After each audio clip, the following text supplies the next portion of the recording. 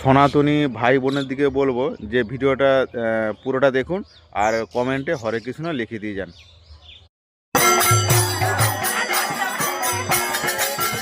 Hare Krishna Krishna Krishna Hare Hare, Hare Ram Ram Ram Hare Hare Hare.